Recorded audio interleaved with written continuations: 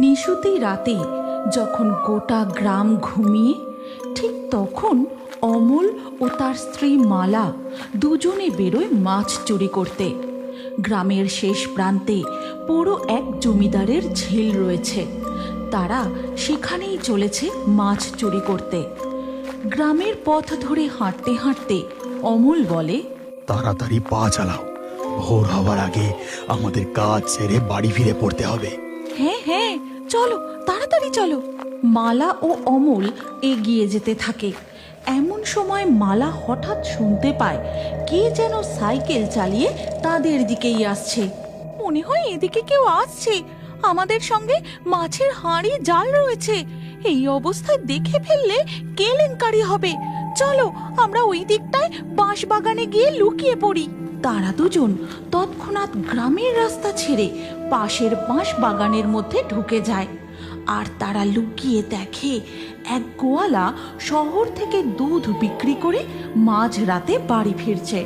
শোনো গিন্নি, গ্রামের এই খোলা রাস্তা দিয়ে জমিদার ঝিলে মাছ চুরি করতে যাওয়াটা মনে হয় ঠিক হবে না। আমরা বরং মাঠের রাস্তাটা ধরি। এই বাঁশ বাগানটা টপকালেই ফাঁকা মাঠ, তারপর ওই জায়গাটা পার করলেই আমরা পৌঁছে যাব। বাঁশবাগানের পথ ধরে হাঁটতে হাঁটতে মালা জিজ্ঞাসা করে, তুমি বললে বাঁশবাগানের পর ফাঁকা মাঠ পড়বে, তারপর ওই জায়গাটা পার করলে? তা ওই জায়গাটা মানে? তুমি কি ভূষুণ্ডির গোভাগাড়ের কথা বলছো নাকি গো? ওই জায়গাটা তো বড়ই ভয়ঙ্কর। রাত বিরেতে ওই দিকে যাওয়াটা কি ঠিক হবে? আরে কিছু হবে না, এই রাস্তাটাই বরং চুরি করতে যাওয়ার জন্য উপযুক্ত রাস্তা। কেউ টেরটুকুও পাবে না। এরপর তারা ফাঁকা মাঠের উপর দিয়ে যেতে থাকে। নিশতি রাতের জ্যোৎস্না আলোয় চারিদিকটা ঝলমল করছে। মাঠের আশেপাশে দুটো একটা তাল গাছ মাথা উঁচু করে দাঁড়িয়ে আছে। বাবারে বাবা, কি ভয়ঙ্কর গা ছমছমে পরিবেশ! আহ, নাটক করো না তো, চোরেদের আবার ভয়। খোলা প্রান্তর পেরিয়ে তারা এসে পৌঁছায় ভূষুণ্ডির গোভাগাড়ের সামনে। ভাগাড়ে প্রবেশ করার মুখে একটা বড় ফলকে সাবধান বাণী লেখা রয়েছে। সেটা দেখে মালা একবার পড়ে নেয়।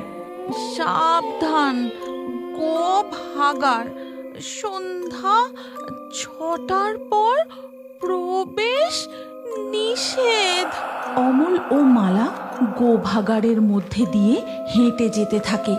আশেপাশে হাড়গোড় পড়ে রয়েছে, কোথাও কোথাও সদ্য চাপা দেওয়া মাটির ঢিপি। এমন সময় ভাগাড়ের মধ্যে দুটো শিয়াল খুব জোরে ডেকে ওঠে।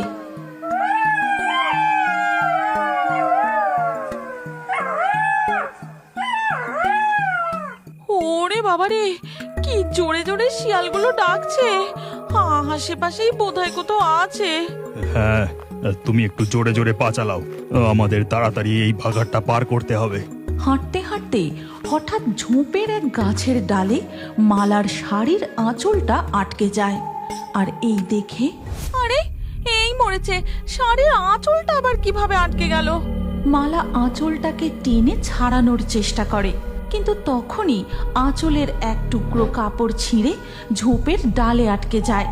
সেটা মালা আর খেয়াল করে না। সে আঁচল ছাড়িয়ে নিয়ে এগিয়ে যায়।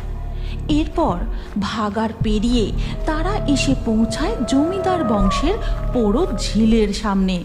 জানো গিন্নি, এই ঝিলে অনেক বড় বড় কাতলা মাছ রয়েছে।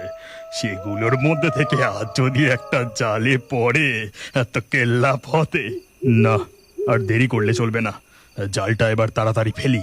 এই বলে অমল তার জাল জমিদারের ঝিলে ফেলে।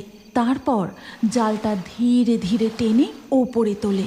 এই নাও, ধরো, মাছগুলো এই হাঁড়ির মধ্যে রাখো। জালে যে দেখি শুধু মাঝারি ও ছোট সাইজের রুই মাছ পড়েছে। এরপর অমল মাছগুলো হাঁড়ির মধ্যে ভরে রাখে। তারপর আবার তার জালটা ঝিলের জলে ফেলে।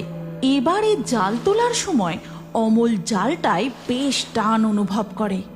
হ্যাঁ, মনে হয় এবার ঝিলের পুরনো ওই বড় কাতলা মাছ পড়েছে। অমল তার জালটা পাড়ে টেনে তোলার চেষ্টা করে। এই গল্পের পরবর্তী পর্ব যদি তোমরা দেখতে চাও তাহলে কমেন্টে নেক্সট পার্ট অবশ্যই লেখো। আর আমাদের ফেয়ারি টুনস বাংলা ফেসবুক পেজটি এক্ষুনি ফলো করে নাও। এই গল্পটি ভালো লাগলে লাইক দিয়ে শেয়ার করে দাও।